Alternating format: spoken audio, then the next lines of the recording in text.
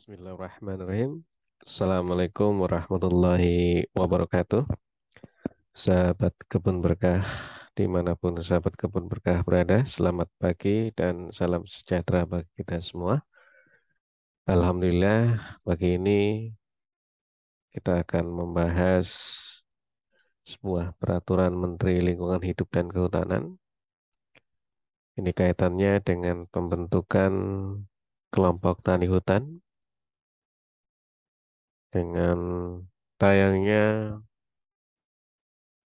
paparan ini. Saya pribadi berharap bahwa kelompok tani hutan ini yang notabene akan melaksanakan kegiatan-kegiatan di lingkup Kementerian Lingkungan Hidup dan Kehutanan, terutama di kegiatan rehabilitasi hutan, sehingga yang kita harapkan bahwa kelembagaan di tingkat tapak, di tingkat pelaksana rehabilitasi hutan dan lahan menjadi lebih kuat dan lebih bagus atau lebih baik. Baik, sahabat kebun berkah yang berbahagia, kami akan sedikit menjelaskan terkait dengan peraturan Menteri Lingkungan Hidup dan Kehutanan nomor P89.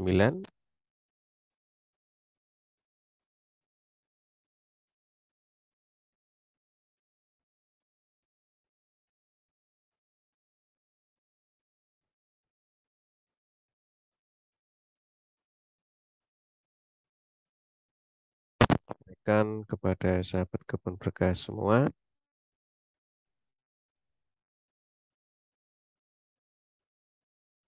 yang pertama adalah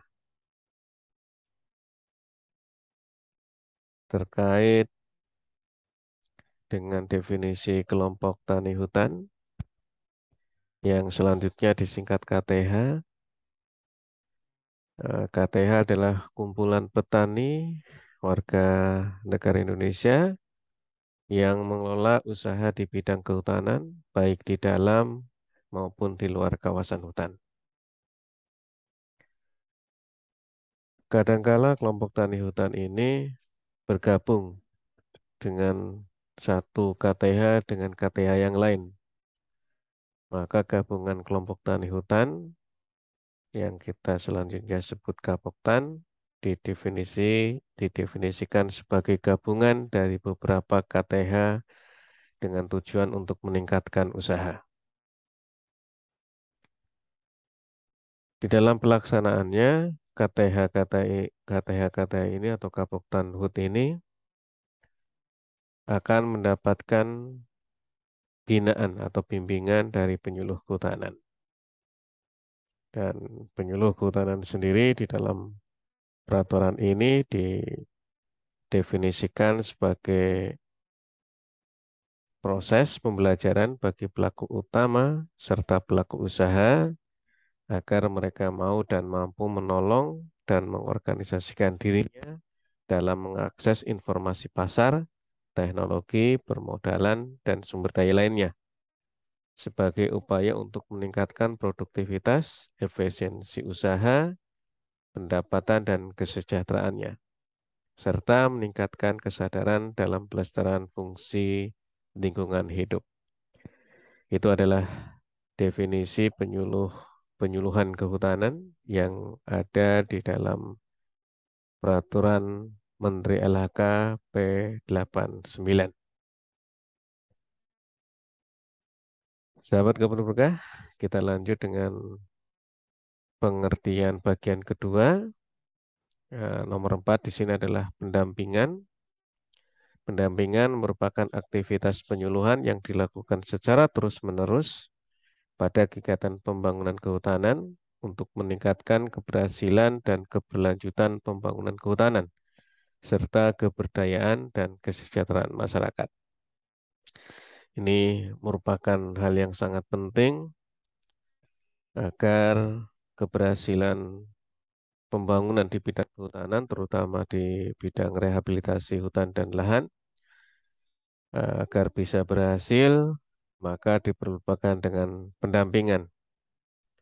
Nah, pendampingan sendiri sudah kita bahas di video sebelumnya. Silakan sahabat kebun berkah bisa mencarinya di channel kebun berkah. Pendampingan tentunya ada pendamping. Di dalam peraturan ini pendamping merupakan penyuluh kehutanan dan pihak lain yang ditunjuk untuk melakukan pendampingan kegiatan pembangunan kehutanan sesuai dengan kompetensinya.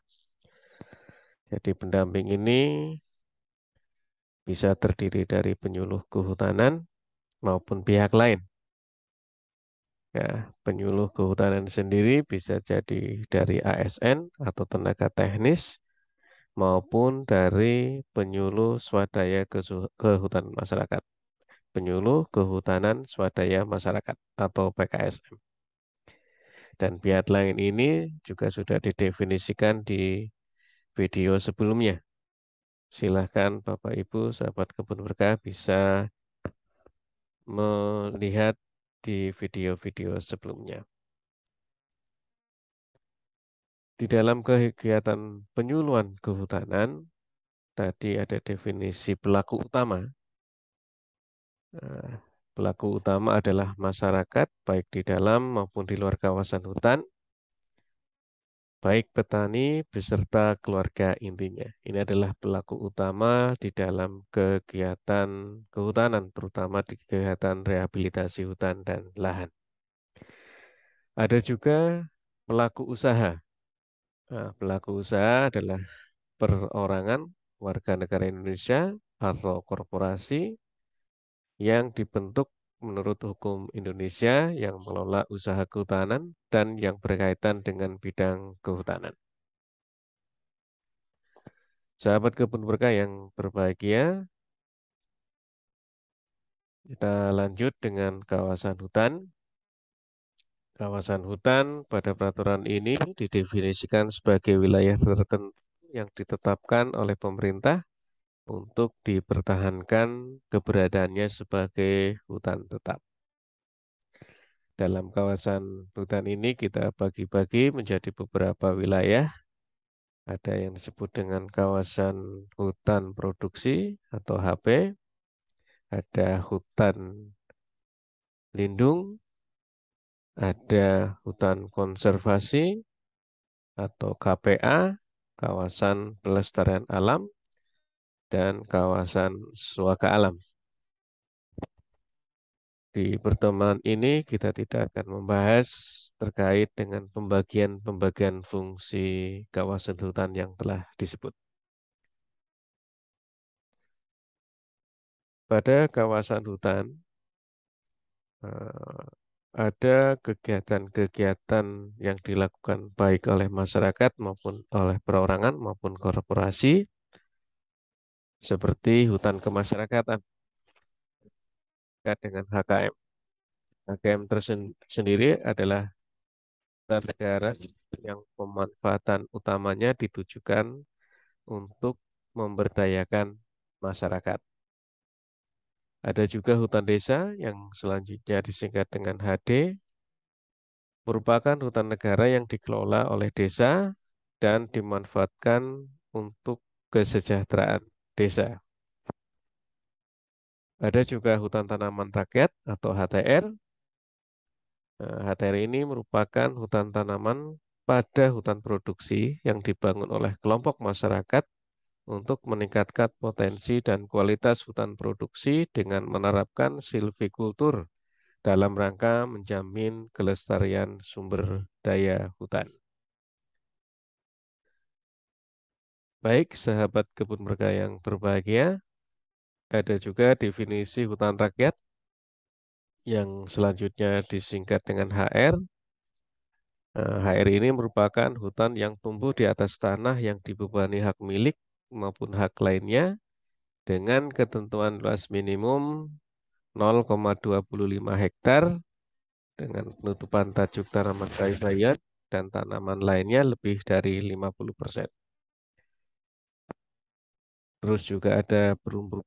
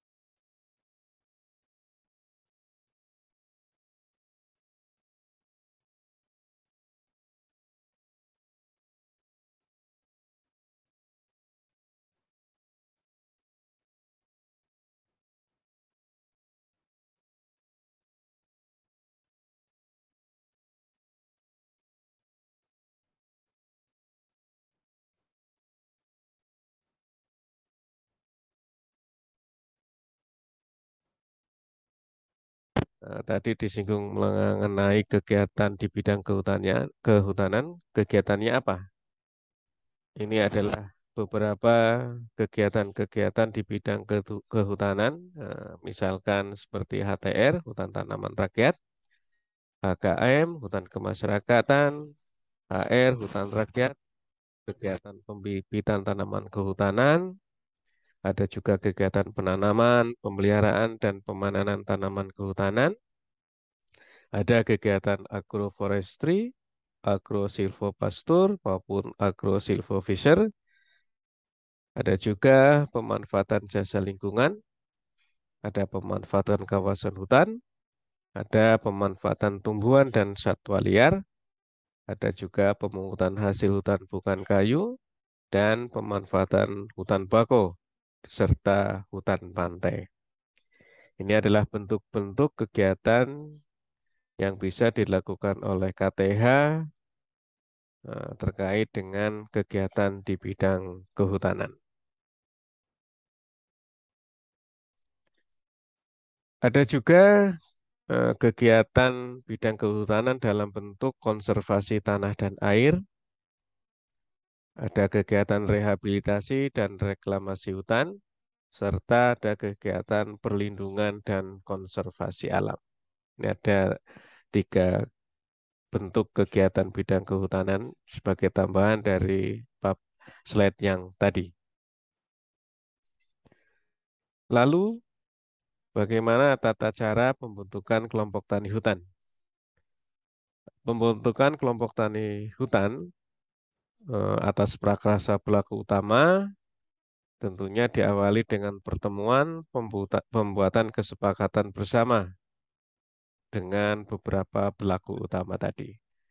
Nah, jadi petani-petani itu ataupun keluarga petani melakukan pertemuan untuk melakukan atau mendapatkan kesepakatan bersama. Ini adalah proses awal dari pembentukan KTH yang prakarasanya adalah pelaku utama. Pembentukan KTH atas prakarsa penyuluh atau pendamping kehutanan diawali dengan pertemuan musyawarah mufakat yang dihadiri pelaku utama, aparat desa, tokoh masyarakat, tokoh agama, ataupun tokoh adat untuk mengidentifikasikan potensi masyarakat yang dapat dikembangkan dalam suatu kelompok tani hutan. Dari pertemuan-pertemuan tadi, baik yang diprakasai oleh pelaku utama maupun yang diprakasai oleh penyuluh kehutanan atau pendamping kehutanan, maka hasil pertemuan tadi dituangkan dalam sebuah berita acara pembentukan KTH yang paling sedikit memuat pemberian nama kelompok tani hutan, pemilihan pengurus KTH, dan pembentukan struktur organisasi KTH. Berita acara pembentukan KTH merupakan lampiran dalam surat permohonan penetapan kelompok tani hutan kepada kepala desa atau lurah. Jadi berita acara tadi, berita acara pembentukan KTH merupakan lampiran surat permohonan penetapan KTH oleh oleh kepala desa atau oleh lurah. Jadi KTH ini ditetapkan oleh kepala desa atau lurah. Format berita acara pembentukan maupun surat permohonan penetapan KTH terdapat pada lampiran peraturan Menteri LHK ini. Baik, sahabat kebun berkah yang berbahagia, berdasarkan usulan penetapan KTH, maka kepala desa atau lurah menetapkan pembentukan KTH dengan keputusan kepala desa atau lurah. Formatnya pun sudah tersedia pada lampiran peraturan ini, sehingga Bapak Ibu sahabat kebun berkah tidak usah repot-repot membuat format baru, karena sudah disediakan pada lampiran peraturan ini. Tadi kita sudah singgung terkait dengan gabungan kelompok tani hutan atau Gapoktanhut. Nah, ini tujuannya adalah untuk meningkatkan skala usaha kelompok. Maka beberapa KTA dapat membentuk Gapoktanhut. Pembentukan Gapoktanhut dilakukan dengan beberapa ketentuan, antara lain KTH yang telah memiliki nomor register dari dinas. Paling sedikit terdiri atas 2 KTH yang memiliki jenis komoditas usaha yang sama dan kedudukan KTH berada dalam satu wilayah provinsi. Ini adalah persyaratan bagi KTH-KTH yang akan bergabung membentuk Gapoktanhut, gabungan kelompok tani hutan. Pembentukan Gapoktanhut dilakukan berdasarkan kesepakatan beberapa ketua KTH yang akan membentuk Gapoktanhut. Dan kesepakatan tadi dituangkan dalam berita acara pembentukan Gapoktanhut yang berisi pembentukan struktur organisasi Gapoktanhut. Dan format berita acara pembentukan Gapoktanhut ini juga sudah ada pada lampiran peraturan ini. Sahabat kebun berkah yang berbahagia terkait dengan registrasi kelompok tani hutan. Ini berguna, sangat berguna karena untuk bisa memonitor perkembangan KTH, maka diperlukan pendaftaran atau registrasi kelompok tani hutan. Kelompok tani hutan dan Gapoktanhut yang telah terbentuk wajib memiliki nomor registrasi.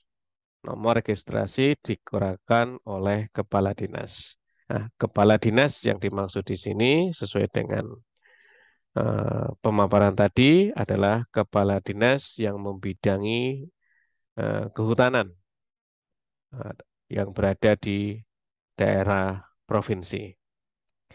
Nomor registrasi diperoleh melalui permohonan oleh Ketua KTH atau Ketua Gapoktanhut kepada Kepala Dinas yang membidangi kehutanan di provinsi.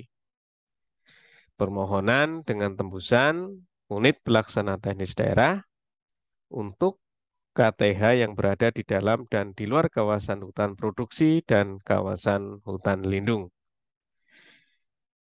Tembusan kedua adalah KPH Perum Perhutani untuk KTH yang berada di dalam wilayah kawasan hutan yang dikelola oleh Perum Perhutani serta UPT KLHK untuk KTH yang berada di dalam kawasan konservasi. Jadi permohonan registrasi yang ditujukan kepada kepala dinas yang membidangi kehutanan provinsi oleh KTH maupun Gapoktanhut itu ditembuskan kepada instansi-instansi yang telah disebut tadi. Sahabat kebun berkah yang kami hormati, yang kami banggakan, permohonan registrasi dilengkapi dengan yang pertama untuk KTH, maka dilengkapi dengan keputusan kepala desa atau lurah tentang penetapan pembentukan KTH. Atau untuk Gapoktanhut, dilengkapi dengan berita acara pembentukan Gapoktanhut dan struktur organisasi Gapoktanhut. Format surat permohonan registrasi juga sudah tersedia pada lampiran peraturan ini. Bapak Ibu yang kami hormati, bahwa Kepala Dinas dalam waktu paling lama 5 hari kerja sejak menerima surat permohonan registrasi tadi harus memberikan nomor registrasi. Pemberian nomor registrasi oleh Kepala Dinas yang membidangi kehutanan dengan ketentuan yang pertama untuk KTH dengan urutan kode provinsi, kode kabupaten atau kota, kode kecamatan, kode desa atau kelurahan, nomor urut registrasi KTH, dan tahun pembentukan KTH dan eh, beberapa urutan yang lainnya dari peraturan menteri ini. Serta untuk Gapoktan HUT, maka registrasi ini dengan urutan kode provinsi, nomor urut registrasi Gapoktan HUT, dan tahun pembentukan Gapoktan HUT. Format-format tata cara pengisian nomor registrasi KTH juga sudah tersedia di dalam peraturan menteri ini.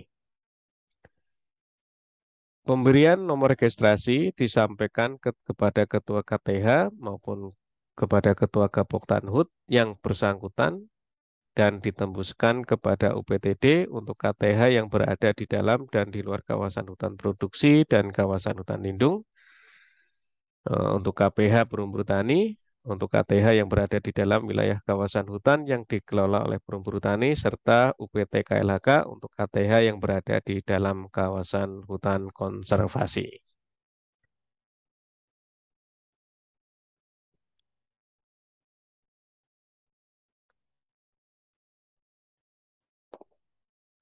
Baik, sahabat kebun berkah yang berbahagia, berikut adalah klasifikasi kelas kelompok tani hutan terhadap KTH yang telah dibentuk dan telah dibentuk, maka dilakukan klasifikasi untuk mengetahui kelas KTH. Klasifikasi kelas KTH berdasarkan pada hasil penilaian terhadap KTH dalam melaksanakan kelola kelembagaan, kelola kawasan, dan kelola usaha. Jadi ada penilaian terhadap KTH yang telah beroperasi tadi, baik dari segi kelola kelembagaannya bagaimana, kelola kawasannya bagaimana, dan kelola usahanya juga seperti apa. Klasifikasi kelas KTH terdiri dari kelas pemula, kelas madya, dan kelas utama. Penilaian klasifikasi KTH dilakukan oleh Kepala UPTD terhadap KTH yang berada di dalam dan di luar kawasan hutan produksi serta kawasan hutan lindung dan KTH yang berada di dalam wilayah kawasan hutan yang dikelola oleh Perumbul Tani. Yang kedua adalah penilaian klasifikasi kelas KTH dilakukan oleh pihak Kepala UPTD KLH, Kepala UPT KLHK terhadap KTH yang berada di dalam kawasan konservasi. Penilaian KTH dilakukan paling sedikit 1 kali dalam 1 tahun. Dan hasil penilaian KTH disampaikan kepada Kepala Dinas yang membidangi kehutanan provinsi. Adapun ketentuan-ketentuan di dalam melakukan hasil penilaian yang akan ditetapkan tadi, entah itu sebagai KTH pemula, madya maupun utama, maka ada ketentuannya. Ketentuan yang pertama adalah KTH kelas pemula, hasil penilaiannya kurang dari 350. KTH madya dengan hasil penilaian antara 350 sampai dengan 700. Dan KTH kelas utama apabila hasil penilaian di atas 700. Penetapan kelas KTH dituangkan dalam sertifikat penetapan kelas KTH.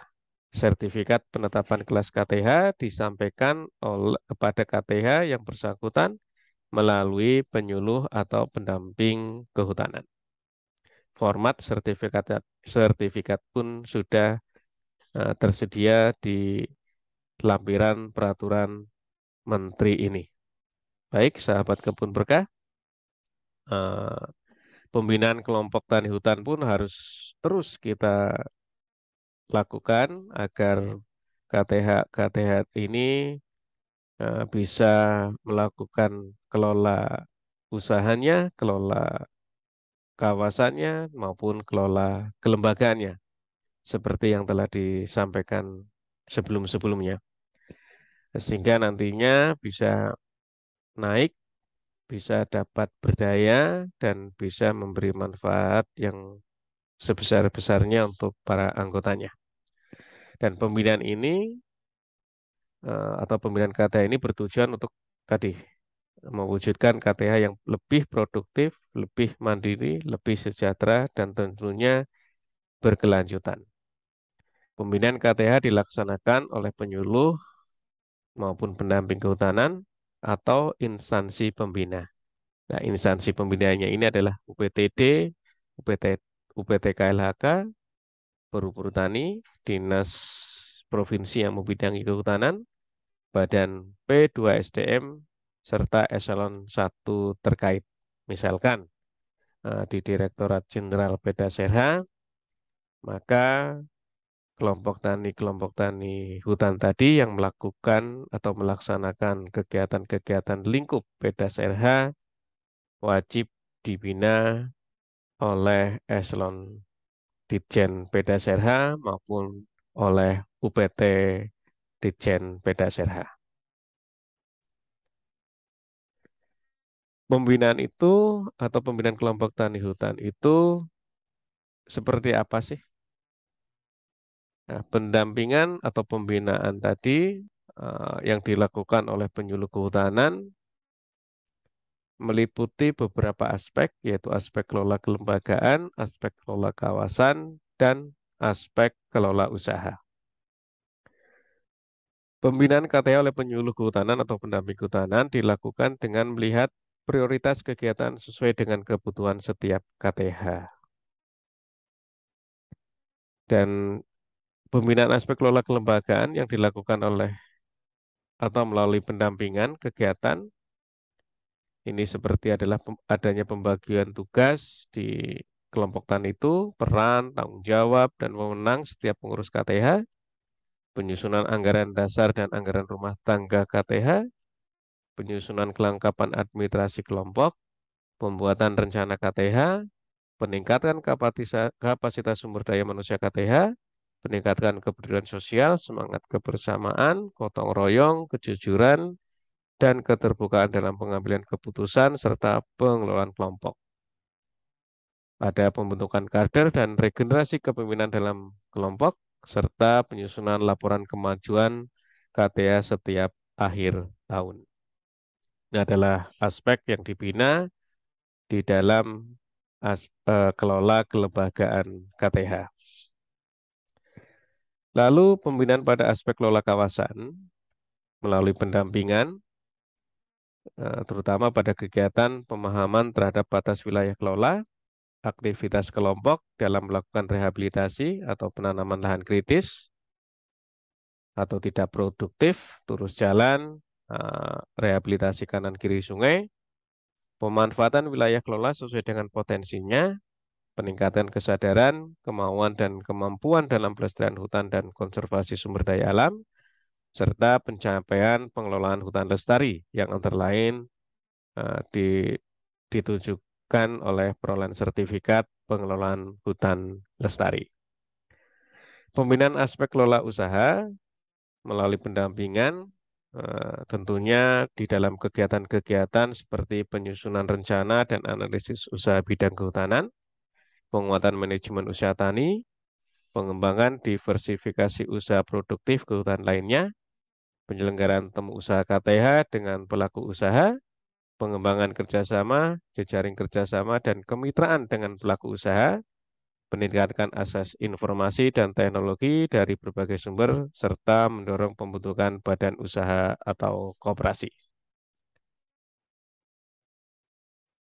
Pembinaan KTH yang dilakukan oleh instansi pembina KTH dilakukan melalui kegiatan pertama adalah penyusunan dan pengelolaan database KTH, kedua adalah peningkatan kapasitas sumber daya manusia KTH, yang ketiga adalah fasilitasi pengembangan usaha, akses eksplorasi, teknologi, pasar, dan permodalan. Yang keempat adalah pemantauan perkembangan KTH, dan kelima adalah kegiatan teknis pembangunan kehutanan. Sahabat kebun berkah yang berbahagia, untuk dapat berjalan dengan baik sesuai dengan relnya, maka tentunya perlu adanya kegiatan monitoring, evaluasi, dan pelaporan. Terhadap KTH dan Gapok Tanhut yang telah dibentuk, dilakukan monitoring dan evaluasi oleh UPTD, UPTK LHK, Perum Tani, dan atau dinas provinsi yang membidangi kehutanan. Monitoring dan evaluasi dilakukan paling sedikit 1 kali dalam 1 tahun terhadap setiap kegiatan yang dilakukan oleh KTH maupun oleh Gapok Tanhut. Monitoring dan evaluasi yang dilaporkan tadi dilaporkan kepada Badan P2SDM, Sekio Pusat Penyuluhan melalui Kepala Dinas Provinsi yang membidangi kehutanan. Dan ternyata pelaporan hasil monitoring tadi atau evaluasi tadi dilakukan melalui elektronik. Jadi pelaporan monitoring dan evaluasi yang dilakukan oleh baik oleh UPTD, oleh UPTK LHK, Perhutani maupun oleh dinas yang dilaporkan kepada kepala dinas melalui jalur pelaporan. Dan dinas wajib memberikan nomor registrasi ulang. Ini adalah aturan peralihannya terkait dengan registrasi atau pendaftaran KTH ataupun Gapok Tanhut, bahwa dinas provinsi yang membidangi kehutanan wajib memberikan nomor registrasi ulang terhadap KTH dan Gapok Tanhut yang telah memiliki nomor registrasi dari kabupaten atau kota. Ya, karena memang ada penarikan kewenangan untuk bidang kehutanan yang dari awal adalah kabupaten, maka kewenangan untuk pengelolaan hutan ditarik ke tingkat provinsi. Baik, sahabat kebun berkah dimanapun sahabat kebun berkah berada, ini adalah beberapa contoh lampiran-lampiran. Ini adalah lampiran format permohonan penetapan kelompok tani hutan. Yang kedua adalah contoh format berita acara pembentukan kelompok tani hutan. Ini adalah contoh format keputusan kepala desa atau kelurah terkait dengan penetapan pembentukan kelompok tani hutan. Dan ini adalah format berita acara pembentukan gabungan kelompok tani hutan atau Gapok Tanhut. Dan ini adalah format surat permohonan registrasi KTH maupun Gapok Tanhut. Dan ini adalah tata cara pengesahan nomor registrasi KTH. Jadi sudah dibuat sedemikian rupa terkait dengan penomoran registrasi KTH. Ini adalah contoh atau format sertifikat penetapan kelas kelompok tani hutan. Dan alhamdulillah sudah selesai, sahabat kebun berkah yang berbahagia. Terima kasih atas perhatiannya. Apabila sahabat kebun berkah masih ada beberapa pertanyaan, silakan bertanya melalui kolom komen di bawah ini. Terima kasih atas perhatiannya. Semoga sehat selalu. Assalamualaikum warahmatullahi wabarakatuh.